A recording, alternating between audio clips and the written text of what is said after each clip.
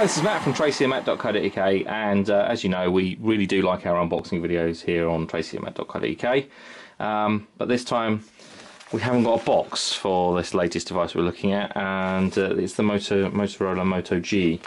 So sadly it didn't come boxed because this is actually a beta version of the Motorola Moto G, so it just is in a Jiffy envelope, so can't do a full unboxing video for you.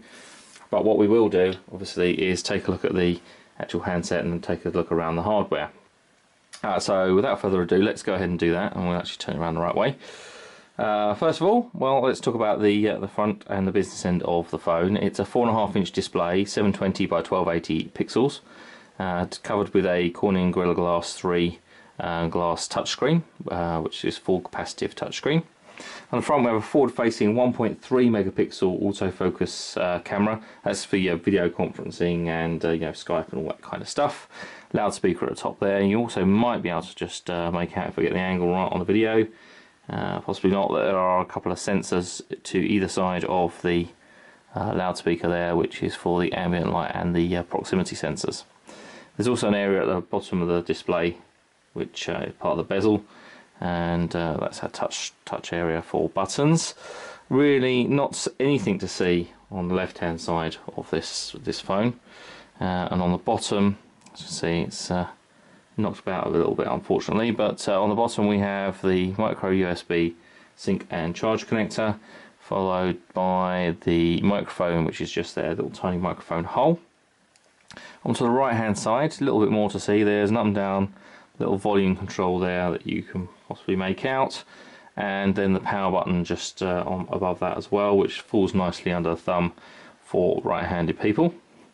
On the top there's another little hole which is a secondary microphone, and the larger hole is the 3.5mm headphone jack, which actually supports headsets or indeed standard headphones, which you can obviously plug in your own. On the back we have the main speaker for audio and obviously for ringtones and speakerphone and that kind of stuff. On the back also we have what looks to be like a really large camera, but in the centre of it it's just kind of a design thing. So it is actually only a 5 megapixel autofocus camera with the LED flash just below that, but we'll have a look at that in a bit more detail when we come to do a bit more of our detailed review. Nothing really else to see on the back. We will just remove the back cover, which is slightly easier said than done. Just sort of peel off carefully around the edges and the side, and there we go, and we pop the back off. So you might think, hey, it's got a removable back, must have a removable battery. Sadly it does not. There isn't a removable battery, well, non-user removable battery in here, unfortunately. It looks like it's gonna, you know, just easily pop out, and you kind of think it would do, but it really doesn't. So that's a bit of a shame. The only reason for actually being able to remove the back is for the SIM card, and the SIM card slot is just to the side there. Literally is the only reason. There is no micro SD memory card or anything like that underneath. It is purely and simply for the SIM card. Quite why the need for the removable back. We couldn't just have a little slot on the cover in the side, but there we go, it does have the removable back. I suppose the benefit of that is that we can actually change the back to get different sort of coloured backs and designs and things like that. It is a possibility.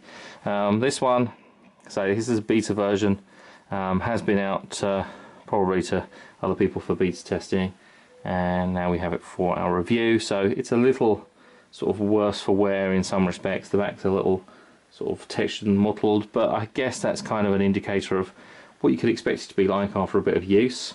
I'm sure that would clean up. That's just sort of where it's been in people's hands, but it just gives you an idea of kind of what you might expect after a while with this phone. But the Moto G has been extremely successful. It's a fairly inexpensive phone, and one that has really sort of kind of, I guess, captured a lot of people's attention just at the moment, particularly with the fact that you can actually buy it through the Play Store as well at the moment. So it's a particularly interesting phone. I believe this one that we have here will be shipping would have shipped with Android OS Jelly Bean 4.3, whereas it is allegedly said to be updatable to KitKat. We'll just check that when we actually get rid of the rest of the boot up. As you can see, we've started up. Quick rundown of the rest specification before we look at the OS anyway. So in terms of size, we're 129.9mm, basically 130 millimeters in height, 66 millimeters wide, and at the thinnest point, or thickest point, however you like to look at it, 11.6 millimeters, which I suppose when you look at this portion here, you can see that it is reasonably thick, but in general, sort of looking around the phone, it feels quite slim. Design and the sort of smooth contour of the back does mean that it sits quite nicely in the palm of the hand. It's not a massive phone, only in inverted commas, it's a 4.5 inch screen, so it fits and sits quite nicely in the hand. Dare I say, a bit iPhone-ish in terms of just this sort of simple slab design, but yeah, it certainly feels quite nice. The weight is 143 grams, which is kind of on the heavier side, but again, the styling does mean it doesn't feel exactly weighty. Rest of spec, well, we've got Bluetooth 4, we've got Wi-Fi supporting 802.11BG and N standards, Wi-Fi hotspot modes, GPS, which will do geotagging with the camera on the back. Camera will support 720p video recording at 30 frames a second. Processor, we have a quad-core 1.2 GHz Cortex-A7 CPU, Snapdragon 400 chipset, and Adreno 305 GPU as well. There's built-in FM radio and all the other kind of bits and pieces. I think that's a 1 GB of RAM, and there are two models available. There's an 8 and 16 gig of internal storage model available. 8 gig might be a bit limiting, particularly that we don't have the memory card slot, so I suspect that while I would suggest that most people really do want to look for at least the 16 gigabyte model, the 8 is going to be a bit tight, particularly with the OS on there. There won't be a lot of room for your user files and your applications and so on. So without further ado, let's take a look. So we're going to quickly run through the startup. We'll go and connect to our wireless network.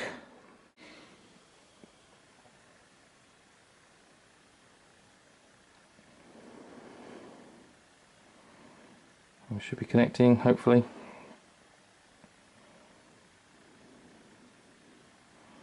I'll accept and continue. I will set up my Google account, and we'll just let that sign in. And there we go, we'll just kind of accept all the default stuff.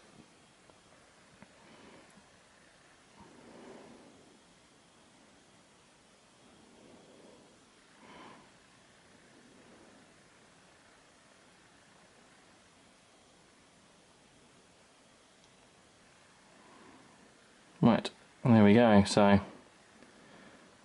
okay, so this is taking us to the main home screen. Extremely familiar to anybody that's already used Android in the past. So with the Google search, with the voice search option at the top, got a folder full of Google applications just here, and to the side we also have the Play Store. Underneath we have the what do we have here? We have the phone. Display keeps going off. We have the phone, we have Chrome, we have the app launcher bottom, we then have chat and text messaging and the camera.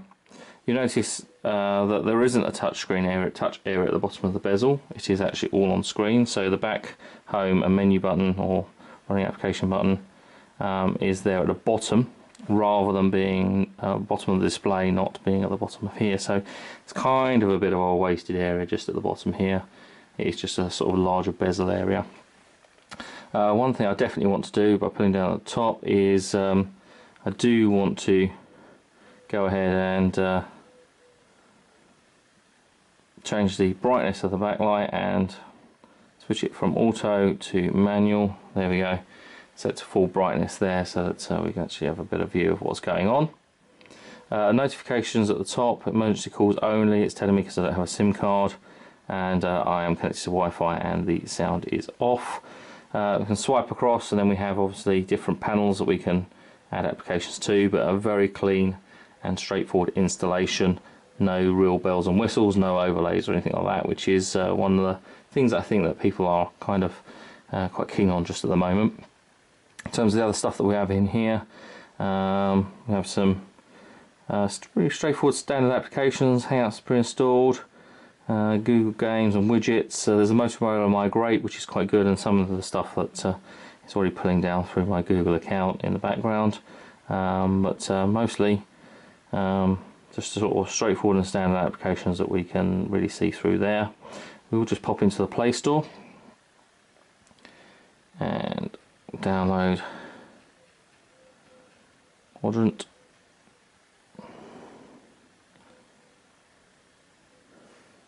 I want to just do a really quick little benchmark just to see how well that quad-core 1.2 CPU is doing. One thing that is immediately annoying me, I have to kind of deal with, is just going to the settings menu, and we're going to change that display backlight timeout, and brightness we've already set to maximum. There we go. Timeout's too quick at 15 seconds. So as you say, it's pulling stuff down in the background. Let's just pop into the Play Store, quick search.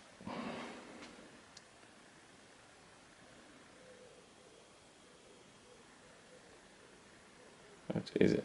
So it is pulling down all the stuff really just at the moment.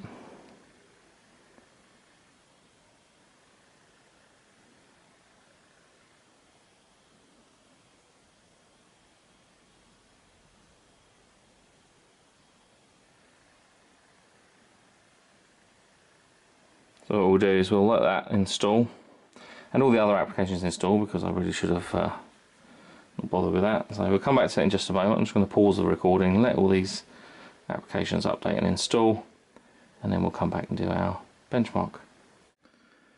Okay, so with the app download complete and everything else finished, no downloads ongoing in the background, let's just have a look at Quadrant, and we'll run that full benchmark.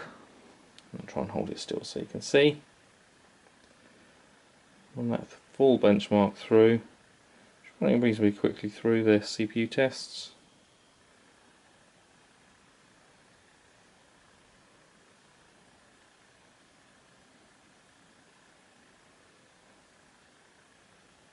Doing 50 to 60 frames a second there, that's pretty good.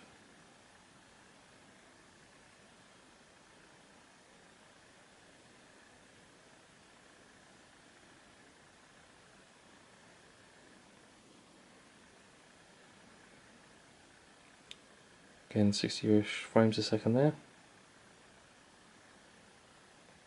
And the last test.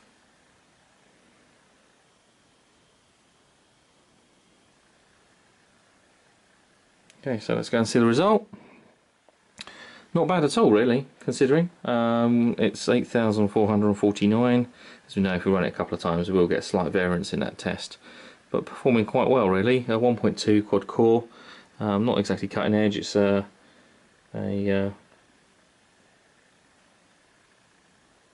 400 CPU, Snapdragon 400, so not bad at all. I think that's quite a respectable score, again, considering this is a fairly inexpensive handset as well. Just want to take a look in here at settings, going to the about. As you can see, we are on Android 4.3, so there is an update, or soon to be an update, to 4.4 KitKat. You can see the information there. We'll check for system updates just while we're in here. There we go. So no update just at the moment. I'll say shortly due to be. Let's have a quick look at the browser. See what we've seen.